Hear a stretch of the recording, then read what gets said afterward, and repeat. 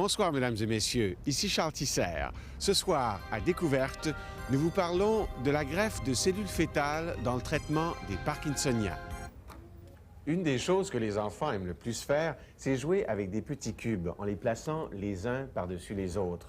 C'est un jeu qui aiguise leur concentration et leur coordination et qui, en plus, leur apporte un plaisir certain. Quand on est un petit peu plus grand, on peut jouer avec des cartes, par exemple, et faire une tâche plus complexe, comme bâtir un château de cartes. Pour cela, il faut agir avec beaucoup de doigté, de délicatesse et surtout éviter les faux mouvements. Pour beaucoup d'entre nous, une tâche telle que celle-ci ne pose pas de problème.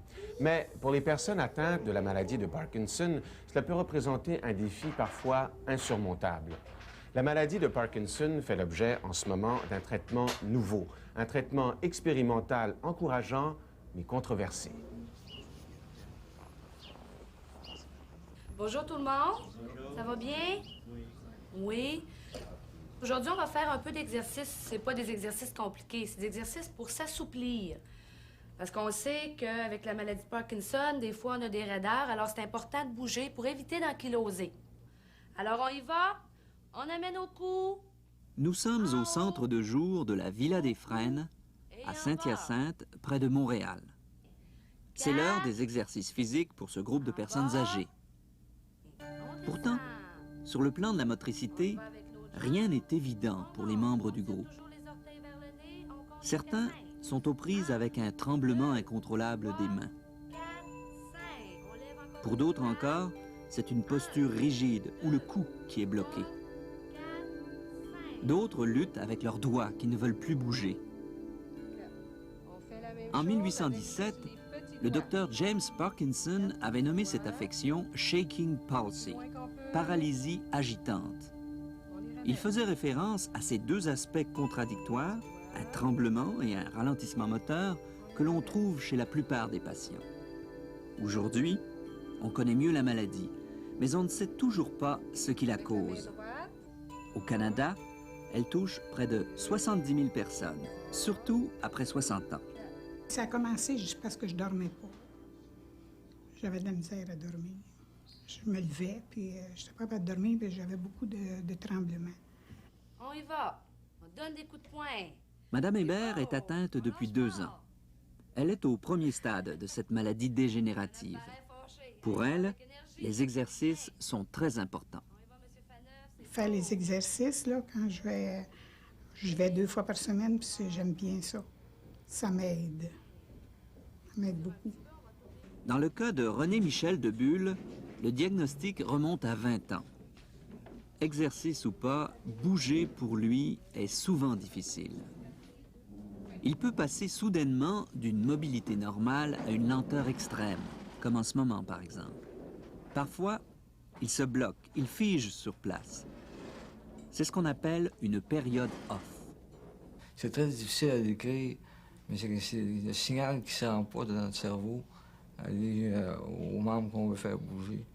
Comme si on émettait un signal, puis le signal ne se rendait jamais, puis on a l'impression d'être dans une cage de verre ou dans une camisole de force. J'ai jamais été dans une camisole de force, mais c'est l'impression que ça me donne. Ou dans une cage de verre, qu'on a une cloche qui nous aurait mis par-dessus notre corps. Et puis qu'on ne réussirait pas à sortir de là. On est conscient de tout ce qui se passe, mais plus on essaie, moins ça réussit. Mais pourquoi un tel dérèglement du mouvement? La réponse, les scientifiques l'ont trouvée dans le cerveau. Et plus particulièrement dans une zone du cerveau appelée locus niger. Ces cellules sécrètent une substance très importante pour le système nerveux, un neurotransmetteur qu'on appelle la dopamine. C'est un messager chimique entre les cellules. Chez les Parkinsoniens, il y a détérioration progressive des cellules qui produisent la dopamine, ce qui cause tous les symptômes observés. En 1962, première percée. Les chercheurs réussissent à fabriquer de la dopamine en laboratoire. Pour les malades, c'est un soulagement. La lévodopa, combinée à d'autres médicaments plus récents, contrôle très bien l'évolution de la maladie. Mais à mesure que celle-ci progresse, l'efficacité diminue. Il faut augmenter les doses et faire face à de graves effets secondaires, comme des hallucinations. Pour les patients gravement atteints, les médicaments sont donc un cul-de-sac. Y a-t-il une autre solution? En expérimentant sur des animaux, les chercheurs en ont trouvé une. Greffer directement dans le cerveau des cellules produisant de la dopamine. Bientôt, dans les années 80, les Suédois, puis les Mexicains tentent l'expérience sur l'humain. Ils vont aller chercher ces cellules produisant de la dopamine dans les surrénales, 2 petites glandes situées au-dessus des reins. C'est une double opération. D'abord, on prélève une partie d'une glande surrénale du malade. Puis, à l'aide d'une longue seringue, on injecte les cellules dans le cerveau. Malheureusement, les résultats ont été très décevants. Dans près de la moitié des cas, la greffe a été rejetée et les patients sont décédés. Dans les autres cas, elle n'a apporté que des améliorations temporaires. C'est avec le fœtus humain qu'on va tenter la prochaine étape. Une idée audacieuse. Greffer des cellules du cerveau d'un être humain en formation. Un fœtus âgé de 6 à 12 semaines. À ce stade du développement, les cellules du cerveau sont extraordinaires. Elles poussent très vite, elles peuvent déjà sécréter de la dopamine et elles semblent à l'abri du phénomène de rejet qui affecte beaucoup de greffes. Cela fait longtemps que ces cellules fascinent les chercheurs. Mais on ne peut les obtenir qu'à la suite d'avortements, ce qui suscite un vif débat éthique. En 1988, une équipe suédoise passe à l'action. Elle opère un Parkinsonien de 49 ans en lui greffant des cellules de fœtus. Depuis, on a opéré une centaine de patients dans le monde. À l'hôpital Henri Mondor, près de Paris, une équipe a réalisé 4 greffes depuis juin 1991. C'est une des rares équipes à avoir publié un bilan détaillé et rigoureux. Les explications du professeur Césaro. Alors, on utilise pour la greffe des tissus qui sont extraits d'embryons qui sont obtenus au moment de l'avortement, lors d'interruption volontaire de grossesse.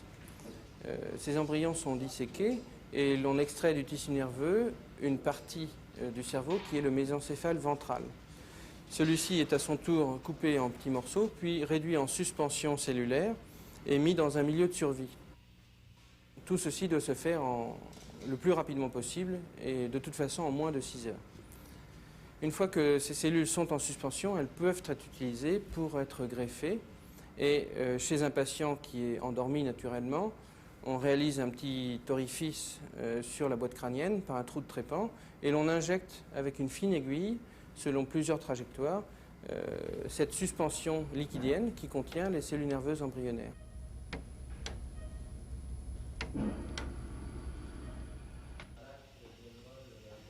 Pour le docteur Césaro, les résultats sont modestes mais encourageants. Tout d'abord, c'est la capacité de mouvement des malades qui s'est améliorée. Lors de tests chronométrés comme celui-ci, leurs gestes sont beaucoup plus rapides après l'opération et ce résultat reste stable avec le temps. Autre amélioration, les périodes où les opérés ont des mouvements normaux, représentés ici en vert, augmentent d'environ 40% après la greffe. Parallèlement, leur période de blocage ou période off, représentée ici en rouge, diminue de manière sensible. Par contre, il est clair qu'aucun des patients n'est guéri de la maladie de Parkinson et qu'il reste de grandes incertitudes au sujet des cellules greffées. Nous ne savons pas aujourd'hui si ces cellules seront rejetées ou non et nous ne sommes pas sûrs que les phénomènes de rejet immunitaire ne finiront pas par les rejeter. Nous ne savons pas non plus si la maladie, par exemple la maladie de Parkinson, dans le cas des sujets greffés récemment, ne va pas attaquer ces cellules greffées. Tout ce que je peux vous dire, c'est que nous pensons qu'au moins pendant les 4 premières années, les cellules vont continuer à pousser et à restaurer la fonction nerveuse. Au retour, le débat moral.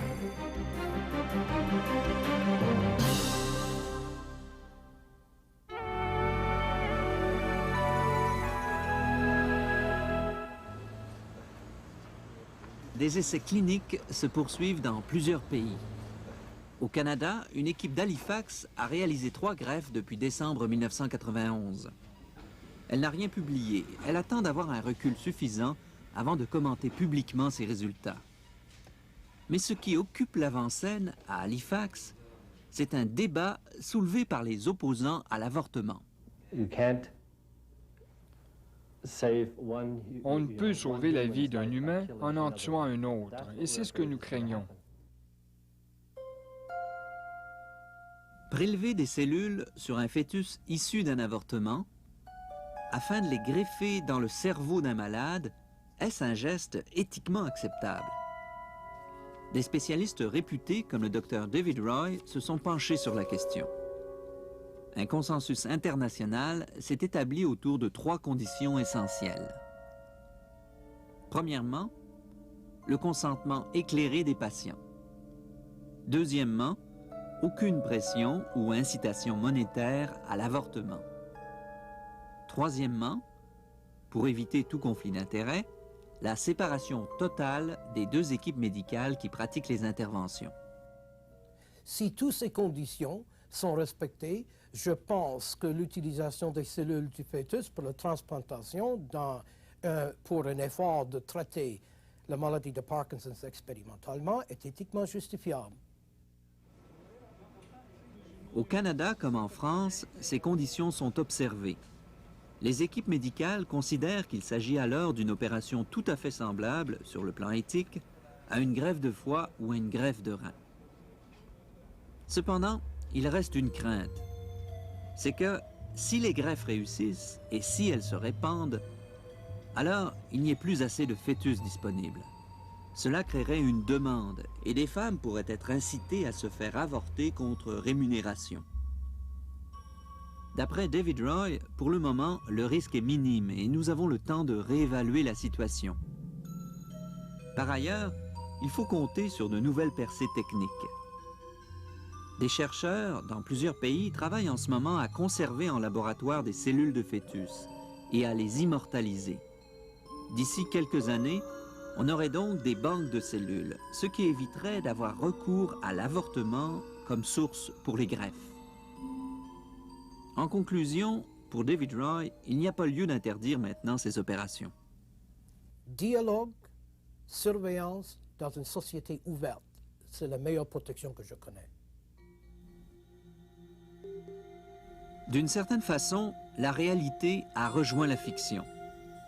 Par cette greffe audacieuse, on imagine déjà la science capable de réparer des adultes vieillissants avec des morceaux d'un être humain en formation. L'idée est fascinante.